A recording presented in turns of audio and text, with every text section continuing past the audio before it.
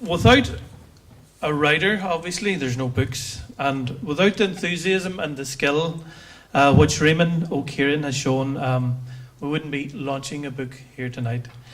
So, is Cúchulainn Ahish Dusa, Falchohar of Caradu, Raymond O Ciara, Le Lorch Erin Lorchen.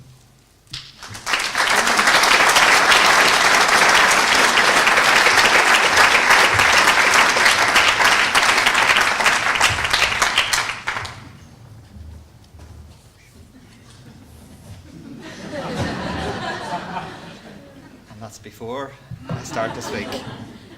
Okay, well, it just has arisen in my thoughts that a lot of the time, I wrote down my translations before then I committed it to a computer. So I'm going to show you the pen I used when I was writing it down, and it is a very special name written on it. So just pass that round and then you can just show it to people. I think it's very interesting, and I'll tell you afterwards what it means when you've all seen it. Okay.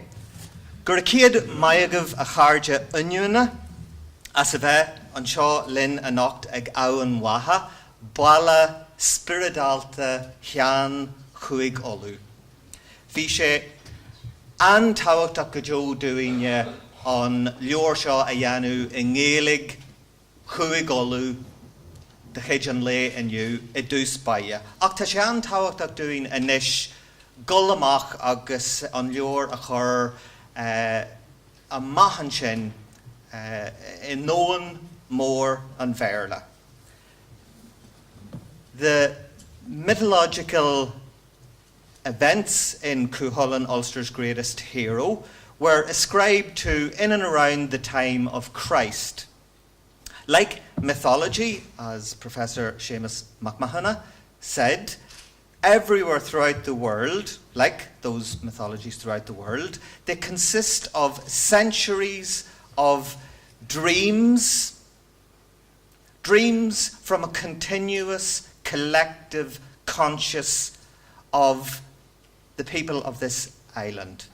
Such stories are, according to Carl Jung, not me, according to Carl Jung, the Swiss shrink, such stories are a mirror to our egos. They were preserved by great minds, having first been transmitted orally, and transmitted orally for about 500 years or thereabouts. And they were written down by Celtic Christian monks who went on to practically save Western civilization. The stories are, and this is important, the stories are part of our inner expanse. They have been woven into our cultural clothing. The events described in Cúchulainn, Ulster's greatest hero, are as important as what was referred to by the poet-philosopher John O'Donoghue as the dead cage of fact, because they emanate from the imagination of our antecedents. They are a window on how our predecessors apprehended the big questions about birth, about life, and about death, the imperishable questions, the Irish equivalent of how, whence, and whither. These questions are still longing answers. So we don't know if the events of Cúchulainn's life actually took place. I think that's fair to say, isn't it? We don't really know if they actually took place. But if they didn't take place, as Thomas Kinsella observed, we know precisely where they didn't take place. We know, for example, that they didn't take place here in Awan Waha. They didn't take place in Murhevnia in Dundalk. They didn't take place in RD. Incidentally, RD is exactly halfway between, and this will be important for later on, exactly halfway between North Korea and the US of A. They didn't take place on the Isle of Skye. They didn't take place in Knockbridge. They didn't take place in Dundalk, Loch Ross beside Crossmaglen, nor did they take place at Lusk in County Dublin, except, that is, in the imagination of these great storytellers. So I think that if Cuchulainn were with us today in the 21st century, I think he would be a hero of international standing, a sort of Celtic Achilles. He might even be part of the diaspora. I think, for example, that Cuchulainn of the 21st century might show up at Standing Rock in North Dakota and make a stand with those Native Americans, the Sioux tribe, who are battling to preserve their water, their life-giving water, against the laying down of a poisonous yet profitable pipe. A pipeline, the laying of which is a modern-day equivalent of the one forbidden thing, an apple not to be eaten. And these are recurring themes in mythology all over the world, as Professor McMahon has earlier said. I think also that if Cuchulainn were with us today, that he might show up anywhere where men and women, young men and women, have to rely on slingshots or stones against helicopters or tanks. And I think that he would answer that deep, basic, primeval, tribal call today. He might even be driving a truck with Red Cross on it. In the 80s, now Michael, my brother's going to like this story. In the 80s, late 80s, I worked on Canary Wharf building site in London.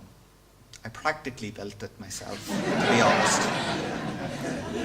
And one night on the way home after a few obligatories to, wash away the dust, on the platform in a tube station, there was a young, lone Irish fella, a labouring man, and he was swaying on the opposite platform, and he was roaring, bawling something that has stayed with me. He was bawling this: "Be he 6 foot tall or 5 foot small, the bowl paddy'll fight them all."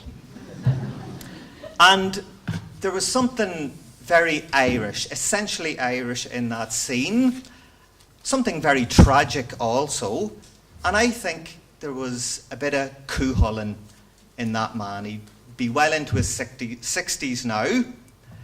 And there was also that Cuchulainn thing in O'Leary on his fine horse. It was in the Tories, Count Redmond O'Hanlon, my mother's O'Hanlon, Seamus Mór McMurroughy. It was also in Cal Moore. And the Tories, of course, the outlaws, they went on to give the Conservative Party their name, as the Conservative Party in the 17th century were deemed to be a law unto themselves. So I'm not for a second suggesting that Theresa May or Boris Johnson is like Cuchulainn in any way. But the same spirit was definitely in the men and women of 1916. A fearlessness in men and women who sacrificed all for an idea, and the idea was freedom. You can sense the same sense of spirit on the hurling pitch, on the Gaelic field of play in Croke Park. It was definitely with Kieran McGeeney in 2002 and with Canavan in 2003. And all he had to do was warm up. That's Canavan. All he had to do was warm up on the sideline, and everybody in the crucible of Croke Park could feel that Cú Chulainn thing.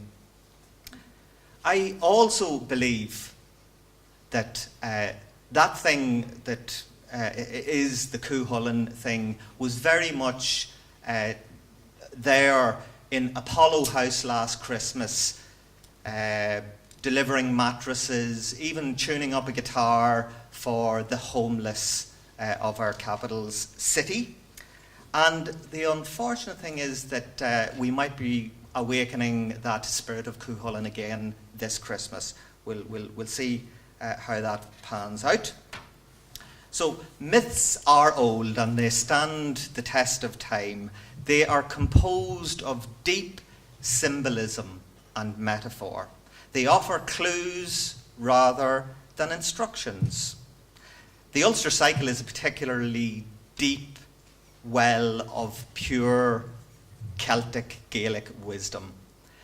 Think of it like this here, that in the world there's a collective wisdom, a collective conscious, and every night you enter that collective conscious in your sleep.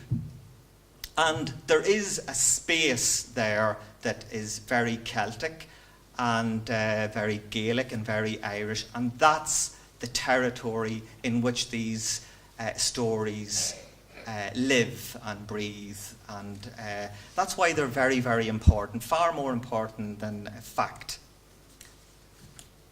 So it's important also to note that Ireland doesn't have a creation myth like other nations. Instead, what we have a chronicle of invasion after invasion, and unfortunately many other countries have the same story.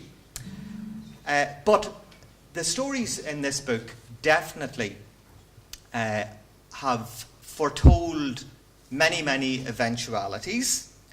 They, for example, describe conflict in Ulster. They describe bloodletting in Ulster. They deal with weapons of mass destruction. For example, the scythed chariot. It was driven through the enemy and it chopped up their bones and crushed their flesh, just in huge numbers, it seems. And in one version, it even issued poisonous gas. So that's all in these stories, so way ahead of their time, really. It also, ladies and gentlemen, mentions a border in Ulster, a soft border, which could also be turned into a hard border. So if Michael Barnier, Donald Tusk, or Jean-Claude Juncker were to travel to Dramill Bridge, which is near Silverbridge, near Dorsey, they would see there this ancient Iron Age checkpoint Charlie, a checkpoint Charlie that hasn't been needed for 2 millennium, for ages, but it might be. It might be if the full madness of Brexit is allowed to prevail. It's also worth pointing out that that checkpoint Charlie is on the ancient road that led from Tara to Navan Fort here, and it went on from Navan Fort here up to Mount Sandal, which is near Coleraine, where Seamus here taught hosts of students language structure and Old Irish, and I imagine these stories also. So the cult of celebrity is also in these stories.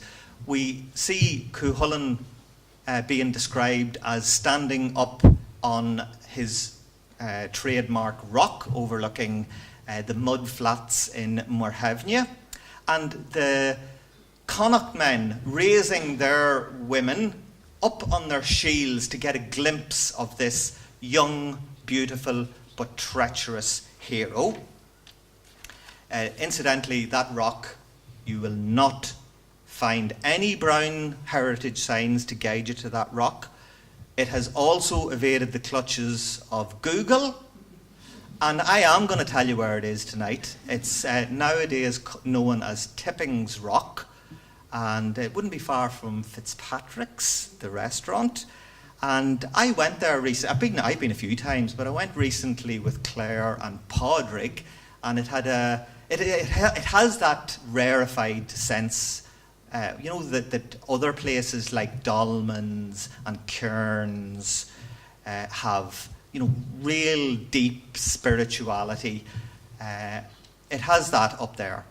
It really, but it's abandoned, and so it's great that it is, because you never get anybody up there. But when Claire and Padraig were up there with me, shortly afterwards they decided to get married, so it has a big impact. So that's Tipping's Rock, and it's in Belurgan, okay? So you can look that up. Other ideas, concepts posited in these stories would be boarding schools for well-off boys, holistic medicine, soccer, but this time played with decapitated heads. There's a lot of talk about decapitation here tonight. Hallucinogenic trips, exotic pets, assurance policies, man flu, jacuzzis, ice baths, and of course, the Ulster Championship. The one useful concept that has not been retained, and Seamus mentioned it, is that of single combat. How many people take part in single combat? How many? Correct, Alana. Two, not one, even though it's called single combat. So the idea is that two people come and battle it out rather than 2,000 or 2 million having to die. And it's best exemplified by Ferdia and Cúchulainn, who battled for 4 days, and eventually Ferdia fell. But imagine if we were able to retain that concept, and imagine we were able to get the Donald, somebody knows where this is going, the Donald into a ring in RD with himself from North Korea, Kim Jong-un. And we could give them a whole array of weapons to use on each other. So I want to ask you, I'm doing a little bit of research here. Hands up all those who think that Donald Trump would win. Hands up all those who think that Kim Jong-un would win. Hands up all those who want Donald Trump to win. Hands up all those who want Kim himself from Korea to win. Now, you see these people up here, they're up here because they didn't raise their hands. They know not to fall into these kind of traps. That's why they're up here. So, I'm going to skip a few paragraphs, you'll be glad to hear. But I'm not going to skip this paragraph. Aidan McPoleen was here on the 19th of November in 2015, and unfortunately he's passed away. He was a hero, an intellectual hero to me and others. And to give you one little example of the type of detail Aidan McPoleen went into, he counselled me against using the word spiky, but I was allowed to use the word spiked. And you know something? It's that kind of detail that made this book the book it is. And he's not up on the stage tonight, but I think Aidan is in a way with us, and his spirit, his energy is definitely in the book. So it's dedicated to Aidan, and rightly so. So I hope that when you read Cúchulainn, Ulster's greatest hero, that you get some idea of the joy that there was in the telling. I hope that the stories speak to you, that you gain a modern meaning from these ancient stories, that you achieve a new understanding of the way these Christian monks wove these complex tales into very fine stories, and that these stories, the Cúchulainn stories, represent the very growing point of the Irish psyche. The Irish psyche that is driving each and every one of you, whether you know it or not. So these stories, they don't come from a world of economics or a world of science or a world of logic. They come from the other world, the world that is spiritual, the world that is artistic, transcendent, the world that is symbolic, the world that is circular rather than linear. The stories ask us, whisper. The stories whisper to us to be free spirits, to be passionate. They ask us to be creative. They ask us to be equal. They ask us to be attentive to our environment, to be in tune with the elements, and to honour our tribe's heritage and language, of course, and also to be kind to the stranger in our midst. They ask us to answer our own call, or to follow your bliss, to quote Joseph Campbell. They ask us to be heroes in our own stories and heroes in each other's stories. So Wendy Dunbar, and she's sitting up there in the middle, Wendy was Scahach of the Isle of Skye, and she managed to refine and refocus Dara Vallely and me, and did so much to knock this book into shape, and in doing so knock myself and Dara into shape a wee bit also. So Wendy, you've done another wonderful, wonderful job, and we thank you very much. Could you give Wendy a round of applause?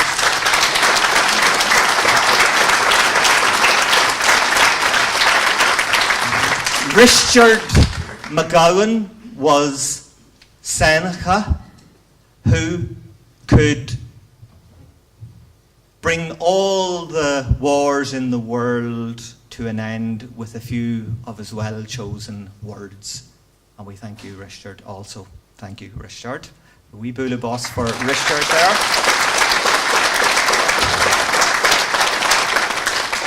Anton O'Cillain here was Lu Lau Ada, a Celtic Apollo, a kind energy from Dublin northwards, always guiding, never controlling. And thank you. Guracéad Maigada, Antonia.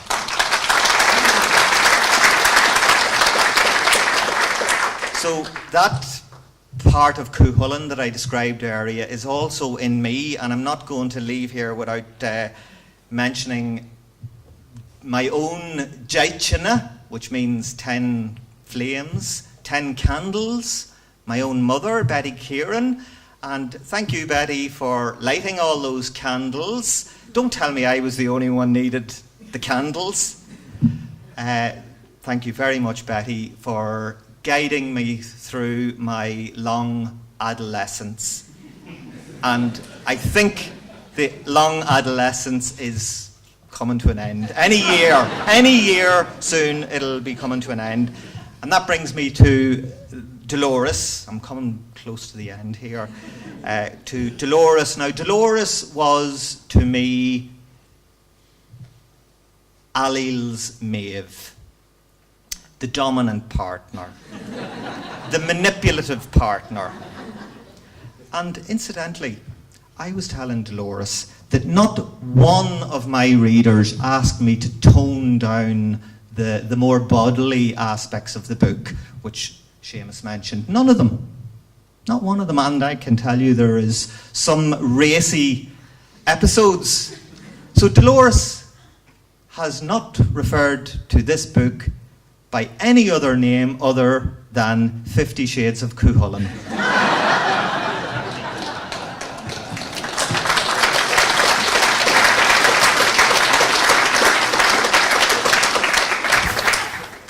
Just a few more thanks. You all for being here, and you're here in great number, and it's appreciated, every single one of you. It means a lot to me personally and to Gaelin. I'd like to thank, obviously, the Ultic Trust and Roisha and Kieran here for doing a great job as MC. And I believe he is actually available for bar mitzvahs. You name it, he can do it. A special word of thanks, needless to say, to Seamus, Antulu Seamus McMahon, for his ongoing support to Irish studies and Celtic studies, and also for his very, very, very deep understanding of literature and Irish literature. You know, when you meet Seamus, he greets you like a brother, but he really has the wisdom of an Ard Drí, a chief druid like Cahu to the Red Branch heroes. So Guracéad Maigad a Hamish.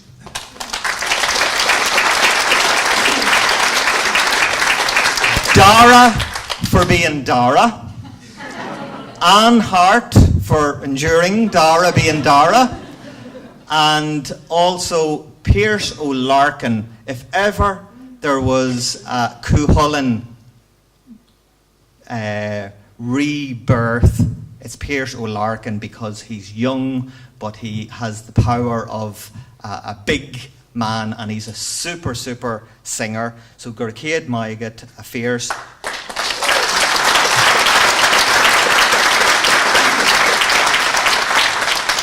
Alana and Claire for doing the Facebook Live. And again, I want to thank each and every one of you. And Megan Rafferty, I think, did more work for this night than she did for her own wedding. So Guramaigad, Megan. Guramaigad.